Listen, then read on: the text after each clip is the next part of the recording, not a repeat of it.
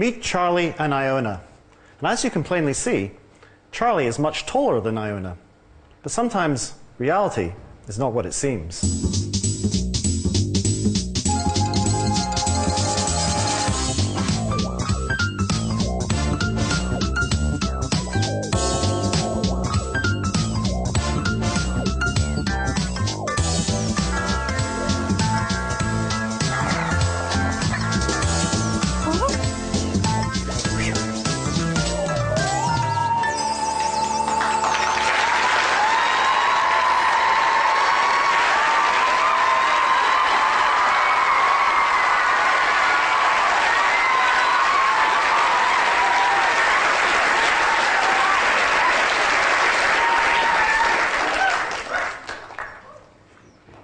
Welcome to the 2011 Royal Institution Christmas Lectures, Meet Your Brain.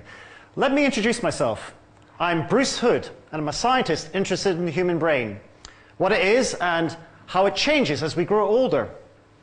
Actually, when I said I am Bruce Hood, what I really should have said is, this is Bruce Hood, because everything I am is really a product of my brain.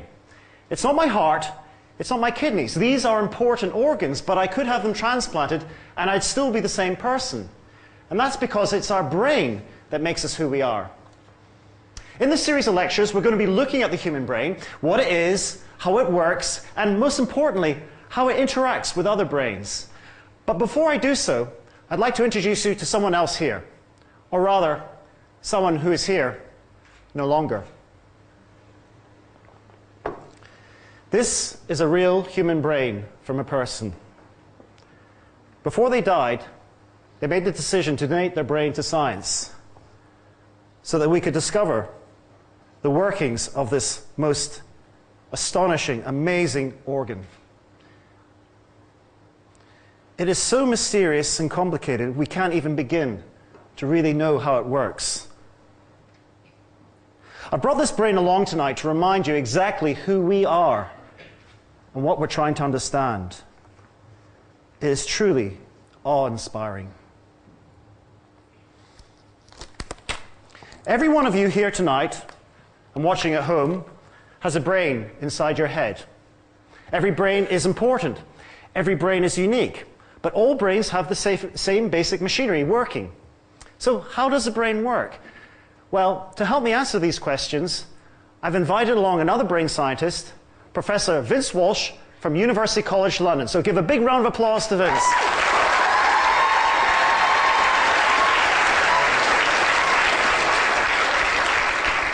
So Vince, you've brought along this special machine that influences the brain. So we're going to see it in action in a moment. But before we do so, let's start with a very simple demonstration. Do you know the nursery rhyme, Baa Baa Black Sheep? I think so. Could you give us maybe the first line? Baa Baa Black Sheep, have you any wool? That's very good. It's reassuring to know that professors still know their nursery rhymes. Or you can choose anyone. Okay, I'm going to get you to repeat that. But this time, I'm going to stimulate this part of your brain with your machine. Start, please. Baa Baa Black Sheep.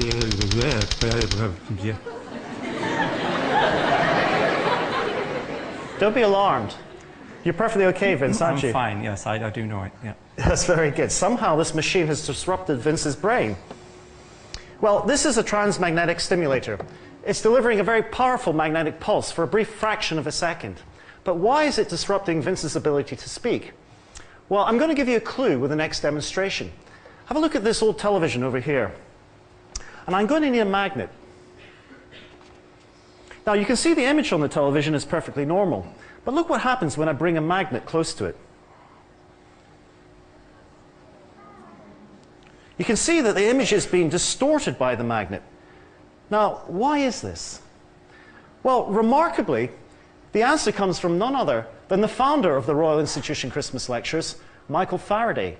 Because Faraday discovered over 150 years ago, and often demonstrated in this very theatre, that there's a relationship between magnets and electrical fields. Now, the image on a television is produced by an electrified beam, so that when I bring a magnet close to it, it's distorting the path of that beam, and that's why the image is being distorted. So let's put these pieces of information together. A magnet can disrupt an electrical field. And we know that the magnet is disrupting Vince's ability to speak, which is a product of his brain. So we can conclude that the brain must be using some form of electrical communication to make you speak. Is that roughly correct, Vince? True, yeah. Okay, Vince, but if I put a magnet next to my head, it doesn't seem to disrupt any of my ability to speak. So why is that? That's because the field that you've got next to your head is static. Even though you're moving it about, it's moving very, very slowly. To create an electric field that disturbs brain cells, it's got to be moving very, very rapidly. Every one of those clicks you hear is 1/10,000th of a millisecond. So the field has to change very, very quickly to create any electricity in the brain. Would you like me to do some more disruption of Vince's brain? Yes! Okay, Vince, I'm sorry, but we're going to put you through some more. Okay, so what else should we try? How about some motor control? We could do that. We could try left and right-handed. Can we try just affecting your right hand? Would that be okay? Right, so I'm going to take the magnet. Now, is it fully charged up again? It is. Okay. So I'll touch my nose a few times. Okay. Let's see how accurate you are when I place it up here. Is that correct, Eric? Yeah.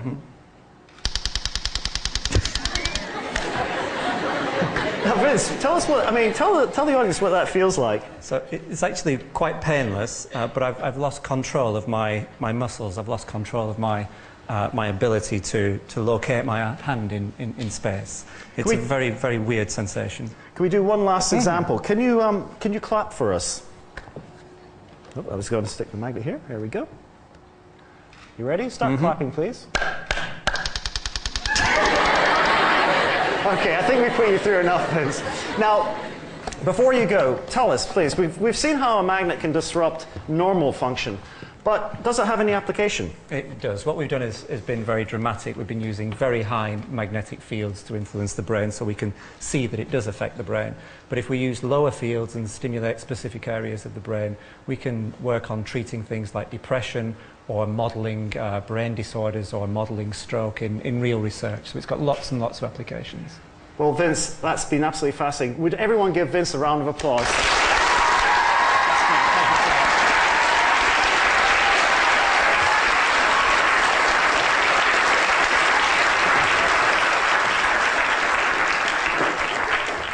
Do you realize we've just proved that the brain is an electrical system? And I think that's pretty cool. Not only do magnets disrupt brain function, but we can use magnets to look at the workings of the brain.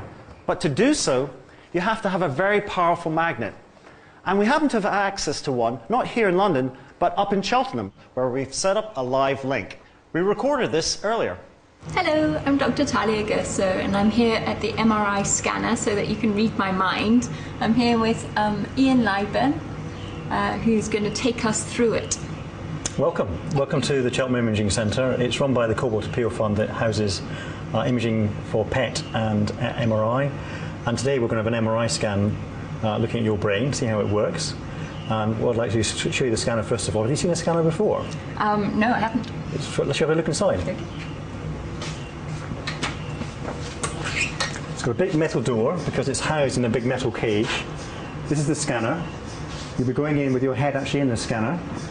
And it's got a very strong magnetic field, which is part of the way it works. I think Karen's going to show us how strong the magnet is with a bit of, she's actually got a... I've got a spanner on the end, a bit of rope.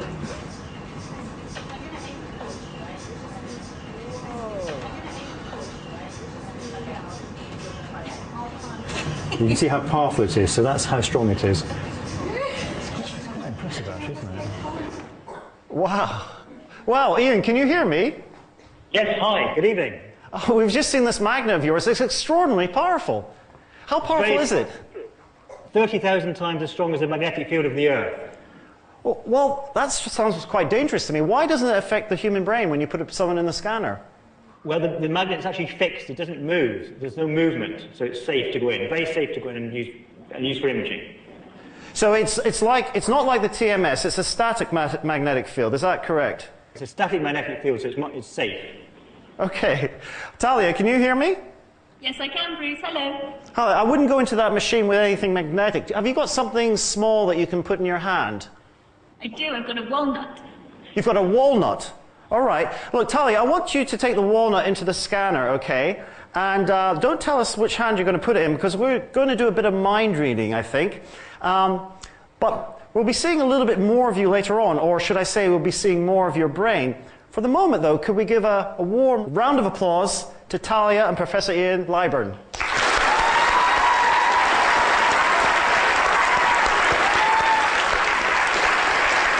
So all brains work by electrical signaling, and all brains are very similar, but they can also be quite different in some ways. Take a look at all these animal brains. Would you like to take a guess of which brain you think this animal belongs to? And I'm going to give you a pound coin so you can estimate the size. Now, Cola, what animal do you think that might be? Go, just shout it out. A spider. No, it's not a spider. Can we have another example? Mouse. Who said mouse? Hands up. You're correct. It's a mouse. Okay, what about this creature here? Did someone say rat? It's a rat's brain. What about this brain here?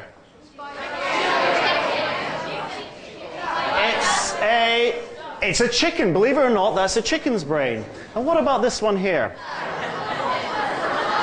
A tortoise? No. It's a cat's brain.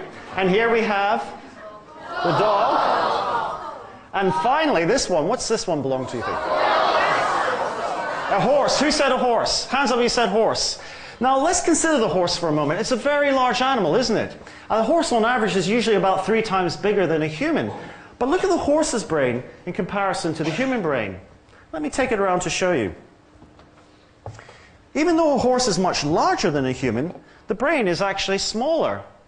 So this shows you that the size, the body size, doesn't predict the size of the brain. In fact, if you think about the size of a human body on average, our brain is 7 times larger than you would ever imagine. So, who would like to hold a human brain? That's an awful lot of you. Well, unfortunately, we can't let you hold the human brain, but I just happen to have one which is just as good, made out of synthetic plastic, over here. It's a very good copy. It's the same shape, it's the same size, and it's the same weight. So, would you like to hold the human brain? Who wants to hold the human brain? You do? Okay, put your hands out. Well, what's the first thing you notice about it? It's quite heavy. It's extraordinarily heavy, isn't it? It's about 1.5 pounds. You can pass it along. 1.5 kilos, I should say. Okay. It's really quite heavy. And what else is it? What else do you notice about it? Well, let me tell you. Can I have my brain back? Thank you. The brain, as you can see, is made up of 2 halves. And each half is called a hemisphere. Now, the interesting thing about the hemisphere is it controls the opposite side of the body. So if you remember, when we were stimulating Vince's brain with the transmagnetic stimulator, the TMS, when I was activating his left side of the brain, it was his right hand which was being affected. Now, we don't really know why the brain is organized like that. It's a little bit of a mystery. And in fact, you probably wouldn't be aware unless you got some damage on the opposite side and noticed that the behavior was affected. Now, the other thing about the brain which I think is quite fascinating is all these folds and creases. Because all brains have this to some extent. But if you look at, say, the example of the mouse brain or the rat brain, they're really quite smooth. In the human, these folds and creases are quite pronounced. So why is that? Well, to get an answer for that, you really have to zoom in to the building blocks of the brain, to a special kind of cell called a neuron. And here we have the image of a neuron. And as you can see, it looks like a kind of strange alien creature from outer space. And there's a lot of them. There are about 100 billion neurons in the average brain. And all these tentacles, what we call, are dendrites. And this is the way the neurons are communicating with each other by sending electrical impulses. And each neuron typically has one very thick connecting fiber called the axon. And it's the axon that sends out information to connect up with all the others. Now, it turns out that the neurons and their connections, which are related to those things that we consider intelligence and being clever, they're not throughout the brain. They're actually concentrated in just the outer layer of the brain, a layer that's only 3 to 4 millimeters thick. And we call this the cortex. And the cortex comes from the Latin word for bark. So it's this outer layer with all these connections which make us very clever and flexible in our thinking. So it's not so much the size of the brain that's important. Rather, it's the surface area of the cortex and how big that is that allows for all these connections. If you were to take the human brain and just flatten it out, it would have this degree of surface area. So would you hold my brain for a moment? Okay, so this is how big the human cortex is if you flatten it out. Now that's a very big area, so how do you get all of that inside a normal head? Well, here's nature's solution. It's all folded up. So nature has come up with an answer for basically an engineering problem. Thank you very much. Now, if it wasn't all folded up like that, then your head would have to be half as big again, which is frankly not a very good look. And if there are any mothers watching, it's bad enough giving birth to a baby of a normal size head without it being any larger. Okay, so let's now consider some other animals. Look at these little guys. They're quite exotic, aren't they? Does anyone know what they are? They're jellyfish, that's right. They're Australian blubber jellyfish. And you can see them moving around in the pool. So what's so special about the brain of a jellyfish? Anyone like to answer? Sir? Is it transparent? That's a good answer. Anything else? Yes? It doesn't have one. Well done. It was a trick question. They do have a central nervous system, but they don't really have a brain as such. So if jellyfish don't have brains, then why do all these other animals have brains? Why do you think we have a brain in the first place? Who would like to answer? Yes? Otherwise we wouldn't be alive. That's good. Any more answers? Yes? Memory. These are all great answers. But the basic answer for all the animals which have brains is that we use brains to navigate around the world. The jellyfish can move, but it's not keeping track of where it's going. And jellyfish tend to just go with the ebb and the flow of the tides. Whereas animals that have brains are using them to navigate their world, to find food, to seek mates, to avoid predators, and to keep track of where they're going in order to plan their movements in the world. So brains are really for figuring out and predicting what's going to go next.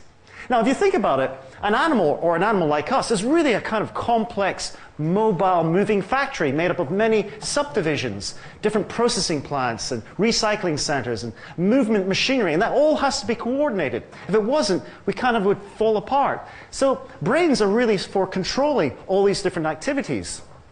Now, some of these activities are fairly automated. For example, breathing and hearts are controlled by the brainstem, which is below the cortex, so it doesn't require a lot of consciousness. And other things like your movements that you've learned well, you don't have to think about them. Even walking, you know where you're going and you can plan that, but coordinating the movements, you don't have to think about how you do that. And that's controlled by the cerebellum at the bottom here. So whether they're automatic or controlled, the whole point is they still need to be coordinated by a system. And that's what the cortex does, sitting up here. So the information is flooding up into the brain through the central nervous system. And the information from the most extreme parts, for example, the arms or even the legs, they form part of the peripheral nervous system. So how fast does a nerve impulse travel? Well, we're going to try a little experiment. We're going to measure the speed of a nerve impulse traveling the length of one arm. And I'm going to need some volunteers. In fact, I'm going to need all of row E. So stand up, row E. Big round of applause. Hi. So, what's your name, sir? My name's Omar. Omar. Yep. Okay, Omar. And who do we have at the end there? Tim. Hello, Tim. Okay, Omar, what I'm going to do is I'm going to grip your left shoulder with my right hand, and with your right hand you grip the left shoulder, and everyone copy everyone until we form a chain reaction there, okay? So are you all holding? Right? Now what I'm going to do, Omar, is I'm going to squeeze your shoulder gently, and everyone do it gently. When you feel your shoulder being squeezed, and not before, you squeeze your neighbor's shoulder, so it's going to pass the entire length of row E, okay? And Tim, at the end, when you feel your shoulder being squeezed, you shout stop, because we're going to measure the speed, the time it takes for that response to travel the full length of row E. You got it? So let's go. Stop. Okay, that's pretty good. That's 3 seconds 10. Let's see if we can get a little bit faster. All right, ready again? Stop. Okay, that's just under 3 seconds. That's pretty good. So you are getting a bit better with practice. Now this time, I don't want you to grip the shoulder. I want you to hold hands. Now, you should be even faster now, shouldn't you? Okay, so just squeeze your neighbor's hand when you feel your left hand being squeezed. And again, Tim, you shout stop when you feel that, okay? You ready? Stop. That's 3 seconds, and now almost a full second longer. Now, why does it take longer for the nerve impulse to travel the full distance? Well, if you think about it, the first time we did it, it's only traveling the length of one arm. But when we're holding hands, it has to travel the length of one arm plus an extra arm to the person next to you. So an arm is about almost a meter long, isn't it? And with 15 arms, that's an extra 15 meters that has to travel in just under about a second. So it's somewhere between 10 and 15 meters per second, which is about right for that kind of nerve impulse. So big round of applause for row E.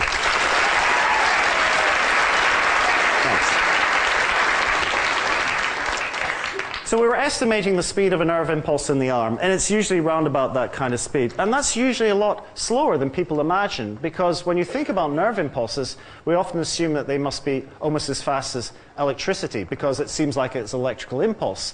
But in fact, electricity travels, in fact, about 3 million times faster than a nerve impulse.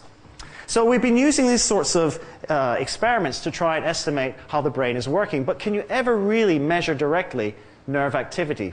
Well, remarkably, you can. If you're an expert, you know what you're doing, and you happen to have a very thin wire.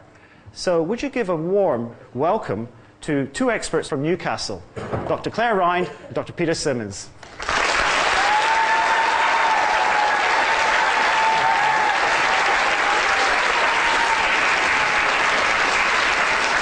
So Claire, I believe you've had some interesting travelling companions with you. Is that right? We have. We've come down on the train with a box full of locusts. Oh, right. So these are live locusts? Yes, they're all munching on the grass. There's about 6 of them in there, varying sizes.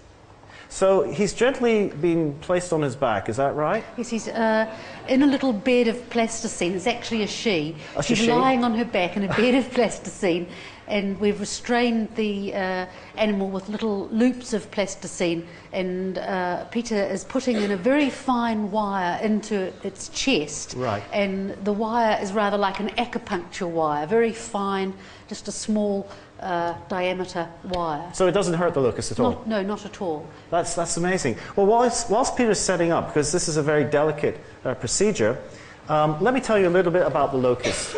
Now, the locust is really a giant kind of grasshopper, and it has this very simple nervous system for avoiding bumping into things.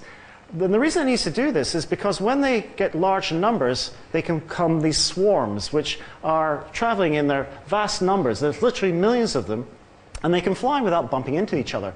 Now, swarms can be a real problem, because when they land on a crop, they'll just ravish a crop and eat it within sort of minutes.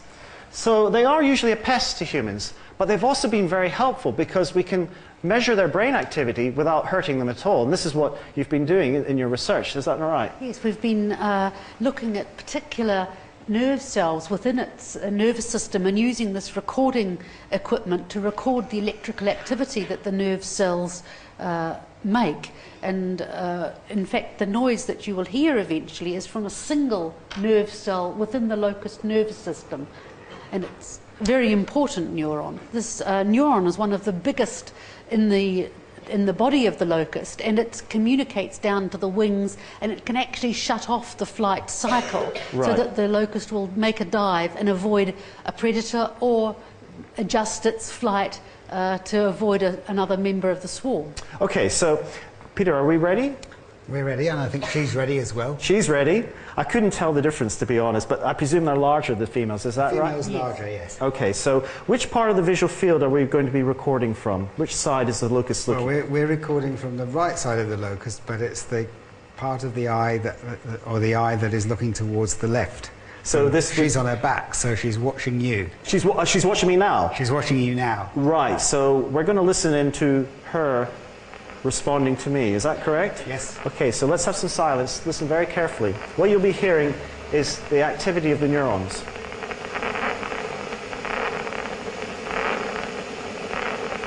Can you hear that?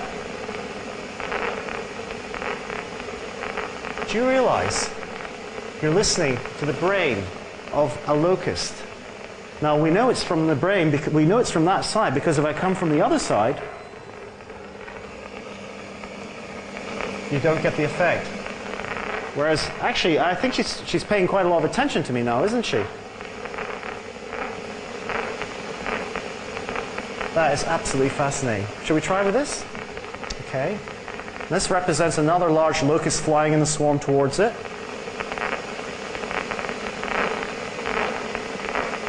That's absolutely great. So tell me, Claire, with this research, what have you been able to do with it? Does it have any application for humans at all? Yes, well, it's a fascinating circuit that the locust has, and we've built an artificial circuit that we've been able to put into a sensor that is used for collision avoidance in cars. So we're hoping in the future that the circuits based on the locust will be able to help drivers avoid collisions in traffic and things. So the locust insect is helping humans to avoid pile-ups on the M1, is that all right? Eventually, that's what we would think. Well, I think that's very useful. Now, can you release the locust to just show that everything is fine with her?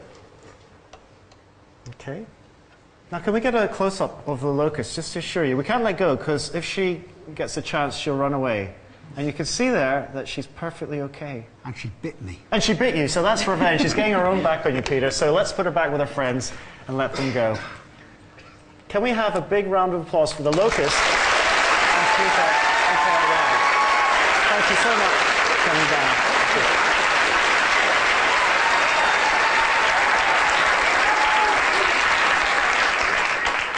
That was fascinating. But can we ever do the same thing for a human? Well, we chose a volunteer earlier, and this is Billy, and he can't talk to us at the moment because we have him wired up. We're not sticking an electrode into his brain, but rather we're recording from the outside, because it turns out that if you have lots of neurons firing, they generate enough electrical activity that we can detect that with tiny electrodes. Now, normally, when scientists do this, they have lots of electrodes all over the head. But for tonight's purposes, we're just interested in the back of Billy's head, because this is where his visual area is, the visual cortex in the human. So, as before, we saw the locust was looking at a human, me approaching the locust. This time, we're presenting a locust to a human to see how they respond. And here we see this big pattern starting to build up. So this is the response of Billy's visual area. And there we can, thank you, Kate. And as you can see, as the locust was coming on, it was responding. So the picture of the locust was generating activity in his eyes, then sending these impulses along the fiber, the optic fiber, to the back of the brain, which the visual processing area is, and then responding to that. And that's the onset of the pattern. That's when the locust first appears, and then this is the rest of the brain wave showing how he processes it. So, Billy, it turns out that you do have a brain. So thank you very much, and a big round of applause to Kate and Billy.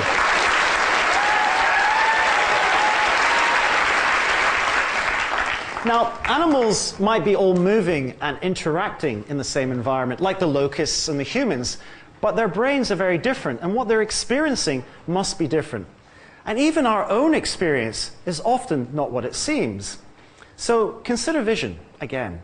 Most of us think that vision is just rich and full of detail. In fact, a lot of us think it's almost like a camera.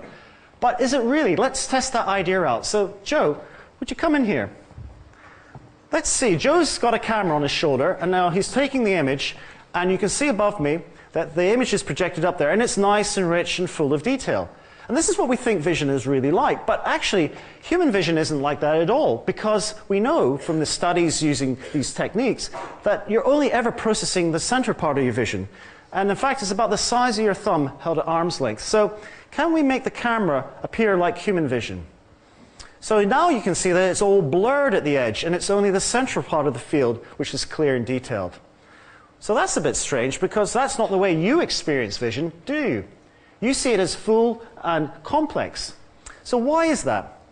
Well, let me show you. If I move a bit closer, the way that it seems more detailed is, of course, I simply move my eyes around. And I'm moving them quite rapidly, about 4 or 5 times per second. These are called saccades.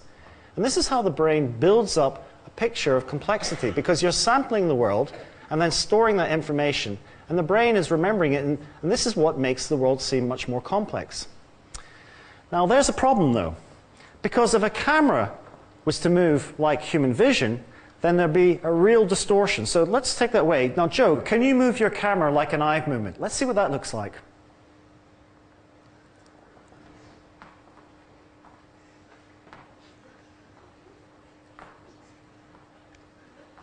Now, what's wrong with that? Any suggestions? Yes? It's very jerky, isn't it? It's very blurred. If that was your normal vision, it'd make you very seasick very quickly, okay? So your brain does a very clever trick. Every time you move your eyes, it cuts out the visual information. So you don't see all those jerky, smeared, blurred images. So, Joe, can you simulate that? Can you turn off the visual signal every time you're moving the camera?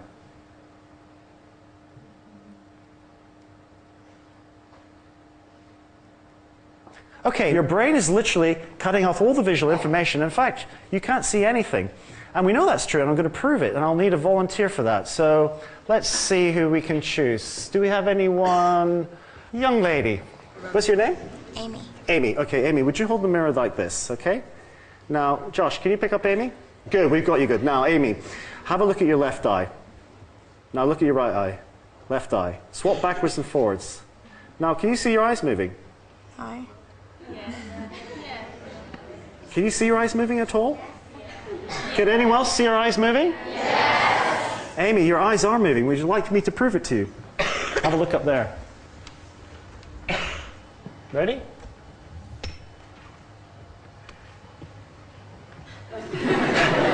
It would seem like you're a bit surprised, but don't worry, you're perfectly normal. You can't see your own eyes moving at all. Applause for Amy, please.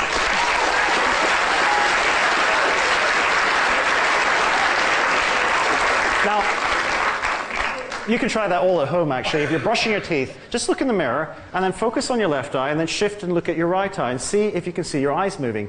And you won't be able to do so because no matter how you try, your brain is making you blind. Effectively, if you add up all the gaps and you're moving your eyes all the time when you're awake, you're blind for about 2 hours of the waking day. And you never even know that. Isn't that remarkable? Clearly, the mind has amazing tricks that keep the world looking rich and full of detail and full of information. So what happens to all that information once you've detected it? Ice creams, get your ice creams here, ice creams. Ah, well, here's some rich information. An ice cream. Thank you very much. So consider an ice cream. It's full of lots of information. It looks delicious. It smells delicious. I'm going to do this. You can hear the crunch.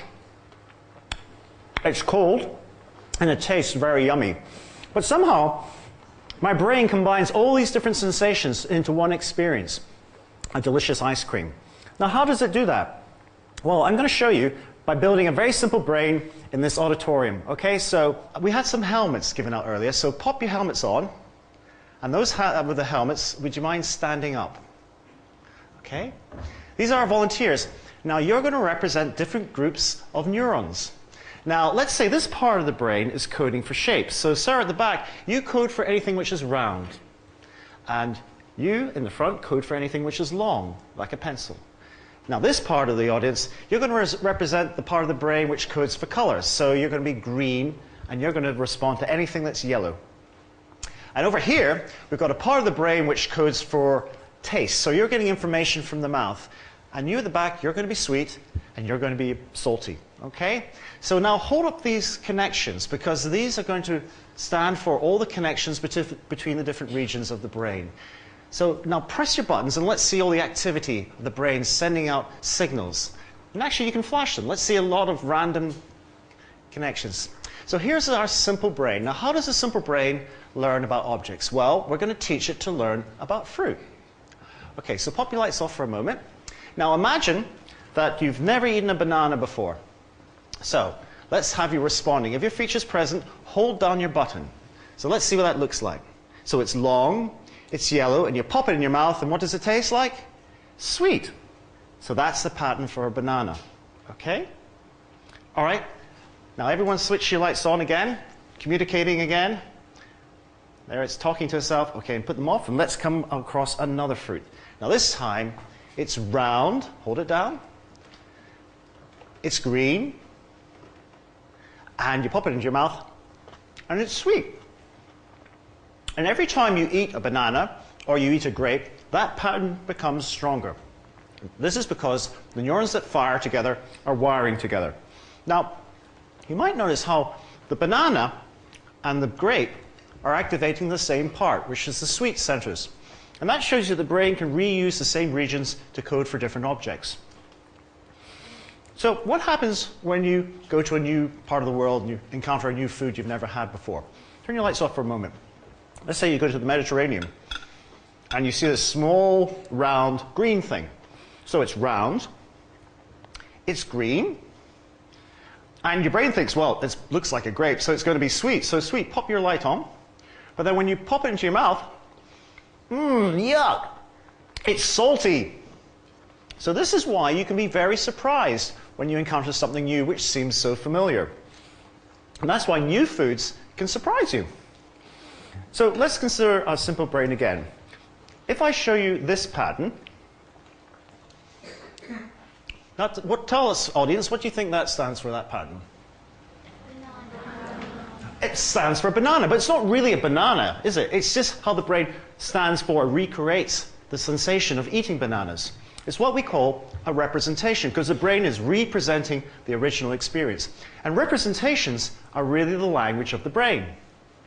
Now, I've given you a very simple demonstration with only a few groups of neurons, and just to give you an idea of the different patterns. But the brain is much more complex. If this were a real brain, there would be 100 billion neurons, and you wouldn't just be holding a couple of connections, because all the neurons have up to 10,000 connections between them. And if you add up all the connections end to end, that stretches to 180,000 kilometers. And that's long enough to stretch around the world 4 times. So that's rather mind-blowing, isn't it? Because it means that your brain has the capacity to encode an almost infinite number of patterns, which is why we say the human brain is the most complex structure to be found in nature. So let's have a big round of applause for a small brain.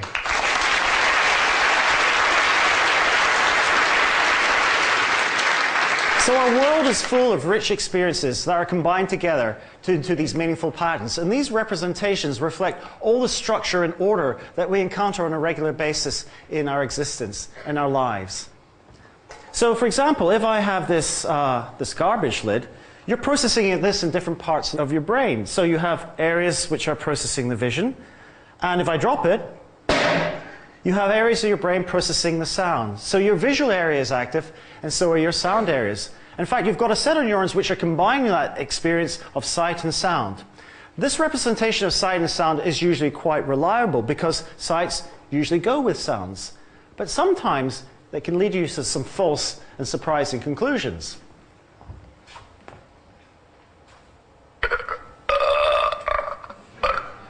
Let's try that one more time.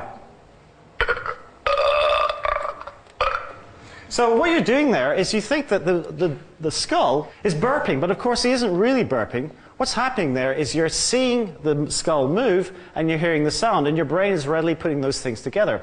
And this is called the ventriloquist effect. And so when people see ventriloquists, they think that they're throwing their voice, but they're not really throwing their voice at all. What they're doing is they're minimizing the movement of their own mouths, making the sound, and exaggerating the mouth of the puppet.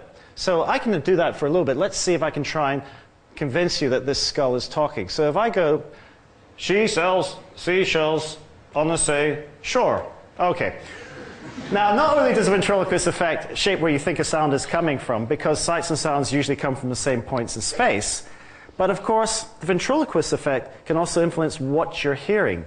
So in this next example, I want you to watch very carefully this little bit of video and see if you can hear what I'm saying. So watch this.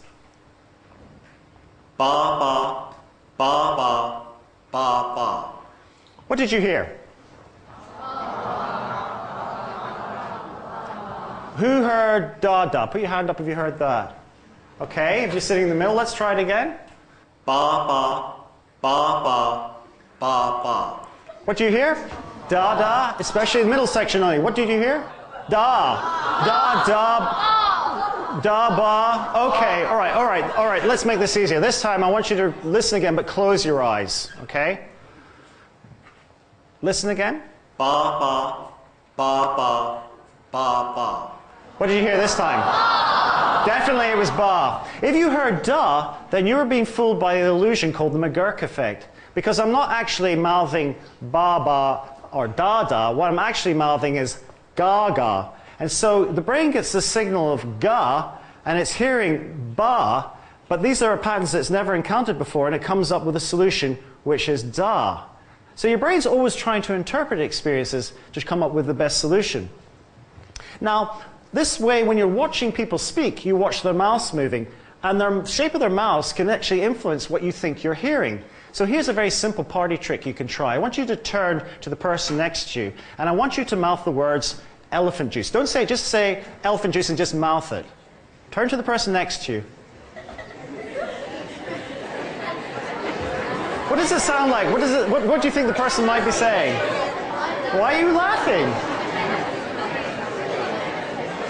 Okay, okay. Does it look like the person could be saying, does it look like, I love you? Do I hear I love you? I love you all. Wouldn't the world be a greater place if everyone said elephant juice a little bit more often to each other? Okay, so your brain, okay, let's settle on. Your brain is not just forming representations of the outside world. It's also storing these representations of your own bodies.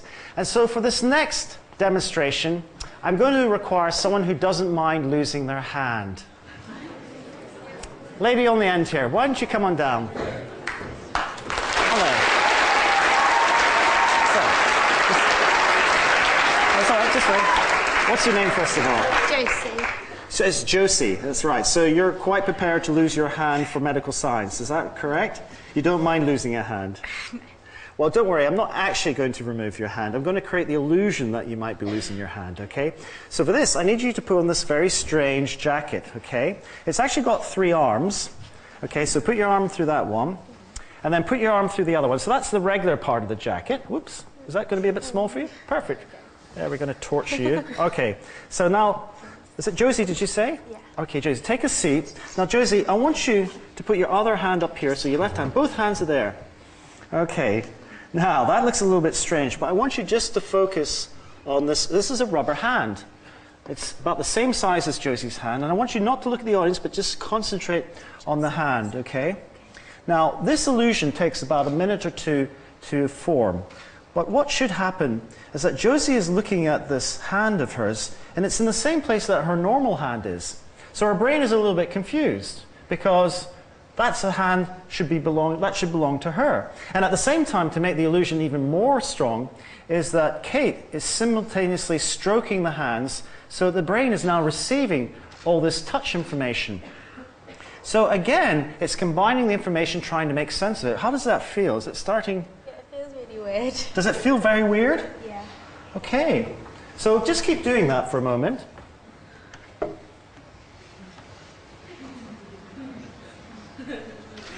Now, just keep focusing on the hand. Okay. Ready? Did you get it straight? Did that feel a bit odd? Okay, don't worry, I wasn't going to hurt your hand. Round of applause. Thank you very much.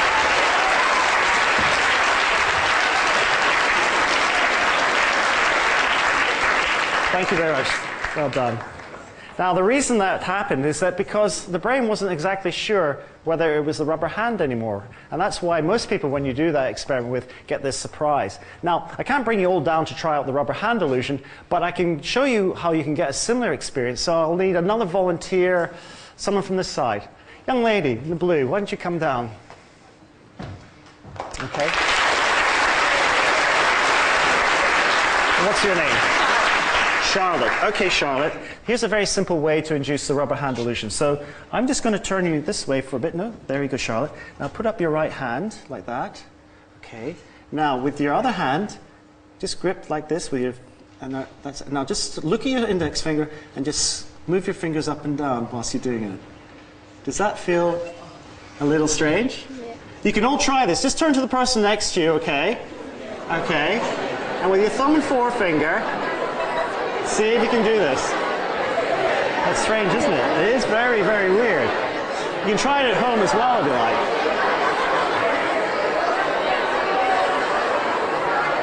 Okay. All right, guys, let's settle down.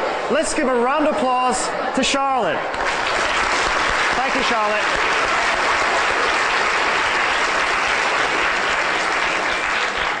So you see, your brain is always trying to interpret the world and make sense of it.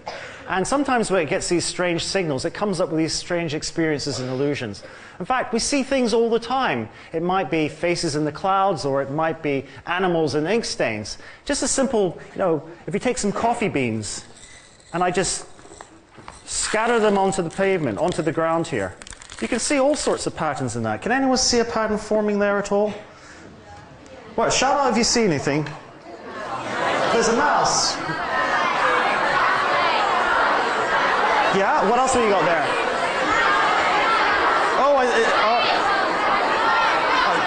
Okay.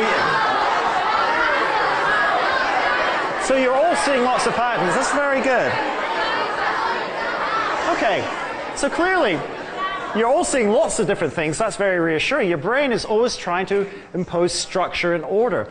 And this is most obvious with certain types of illusions where you have patterns which can be seen in more than one way.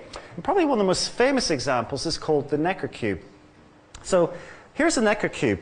Now just look at this for a moment. It's just an outline of a cube. Now if you look at it long enough, you think it's pointing in one direction, but then if you stare at it long enough, your brain suddenly switches and it appears to be in the opposite direction. Is anyone having that experience? Hands up if you can get that. Wow, that's great. You know what? We can make this even stronger if we put a little bit of movement into it. So just watch this as it turns.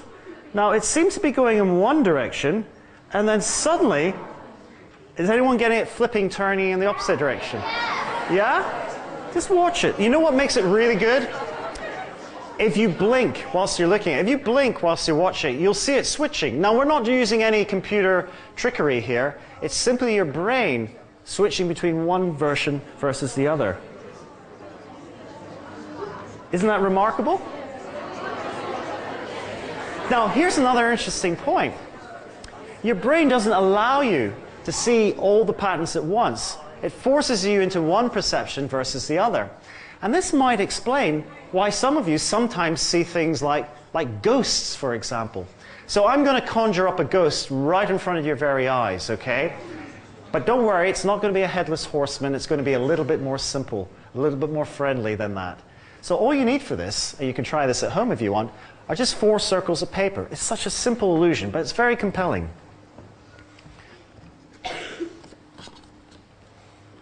And all I have to do is just simply cut out a quarter of the circle.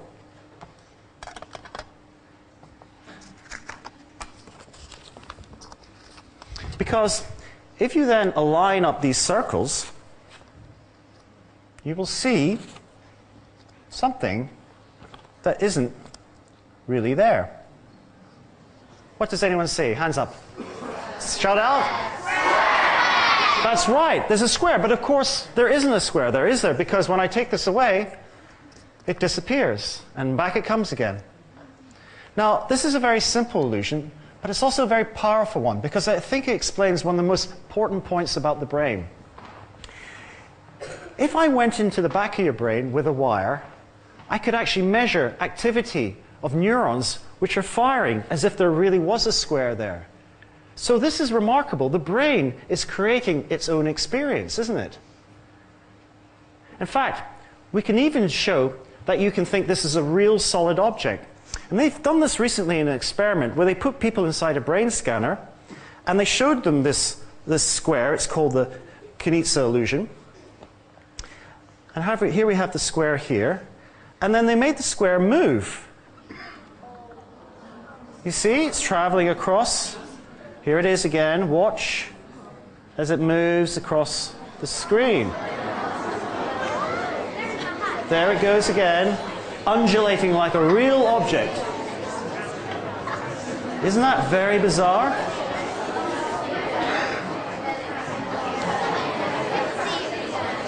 Okay, have you all got it? It's moving across the screen. Let's see if we can make it go a bit faster. There it goes, moving across the screen. And what's remarkable is that the movement areas of the brain are being activated. Movement areas which are going in the same direction as the illusory ghostly square. So your brain doesn't allow you to have contact with reality. It's generating your reality the whole time. It's quite remarkable. So let's come back to Charlie and Iona. Do you remember Charlie and Iona at the beginning? Let's get them back in for the rest of the show. Where are you, Charlie and Iona? Come on down. Big round of applause, please.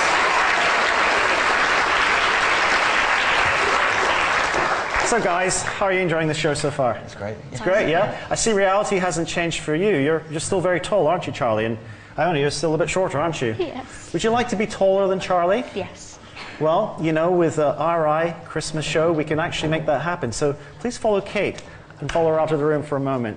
Okay, we'll be seeing them very shortly. So throughout the lecture tonight, we've been watching how reality creates its own sense of how reality is created by the brain. And it uses past experiences to make sense of the world. But things are not always as they seem. So sometimes we can fool the brain. Oh, hello, guys.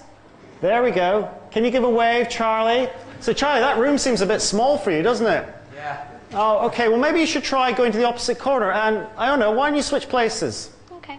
Okay. Oh, my gosh. How did that happen? Shall we... Okay, switch places again. Can you hold hands? Can you reach each other? Can you reach out and hold hands? There we go. Look, it's a giant and a smaller person. Now, okay, you can have a bit of fun in there because I'm going to explain what's going on in here. And to do that, I need a model. Because what you can't see is that's not obviously a normal room. In fact, the room has this sort of shape. Okay? It's just the way that we set up the camera angle. And what we're doing is we're fooling and tricking your brain into thinking that is, in fact, a square room. And I can illustrate this with this next example over here. Do these lines look equally long to you? The green lines? Who says they look the same? Well, that's a very strange brain you have. For the rest of you, I hope, who thinks they look longer? That's great, because, of course, it's an illusion. This is the Ponzo illusion, because, in fact, the lines are exactly the same length. And I'm going to make that big again. So what's going on here is your brain is being fooled by what are called perspective cues. It's almost like it's on a railway track. And because railway tracks, as they recede off into the distance, they converge. The lines start to become slanted like that. And because this seems to be further away, and it's stretching over the edge here, you assume that this must be much larger than this block, which is sitting inside the tracks. So once again, even though your brain tells you that they look different, in fact, they're exactly the same length. So this is what's going on in the Ames room. The Ames room uses these perspective cues of slanted lines to fool your brain into thinking that the room is actually the same distance, where in fact it's actually longer. I suppose the best way to show you how that's going to work is if I go out there and you can see what I'm like and what the room's really like. Okay?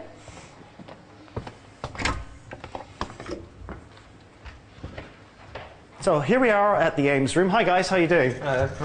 Now, have you have a look around, you can see that the room isn't in fact straight or normal. It's all these slanted lines, and the way that the team have built it, because when you shoot it from one angle, it looks as if the perspective is correct, but in fact it's entirely wrong. So why don't you swap over again? In fact, I think I'll join you, so you can watch me going into the room, and look how I transform in size. Here I come. So I'm big. And now, Iona, you're bigger than both of us. So that's part of the magic of the Royal Institution. Why don't you come back in and give a big round of applause for everyone.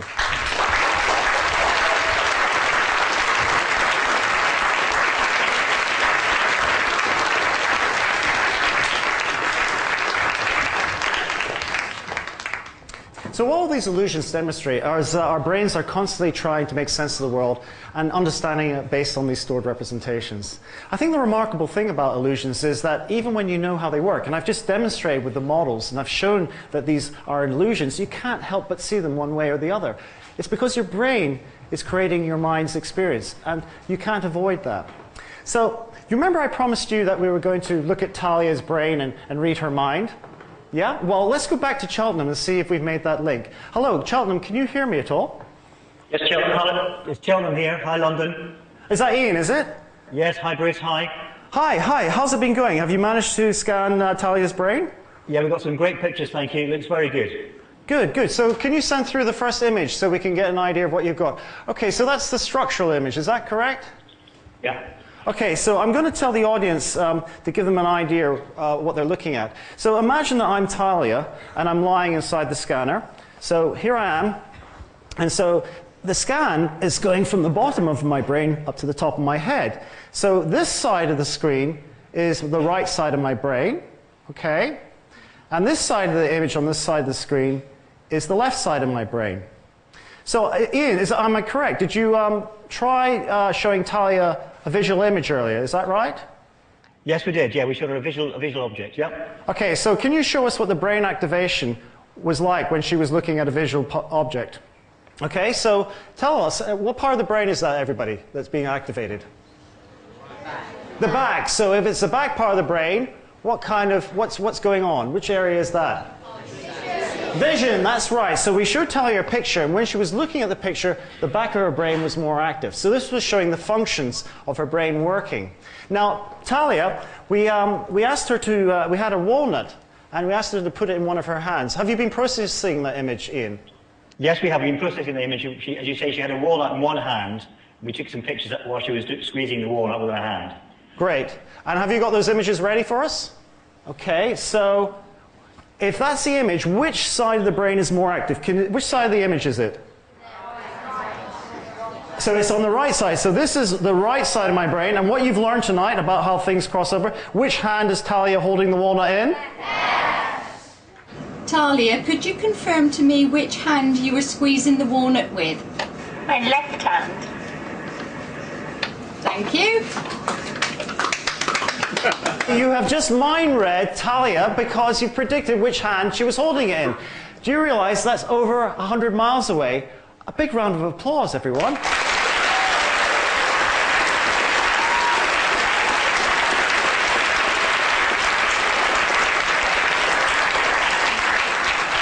Before we go, can we say thank you and good night to Talia and Ian? Good night, Cheltenham. Good night. So, that's what's inside your head. Your brain is interpreting the world around you into meaningful patterns and storing those patterns of representations.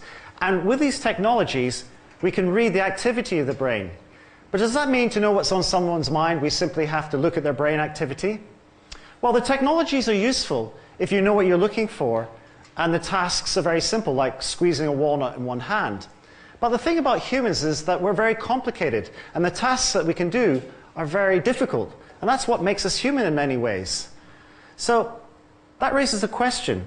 Who is coordinating all these difficult tasks and activities? Who is in charge anyway? And we'll be addressing that in the next lecture. So good night, and look after your brains. Good night.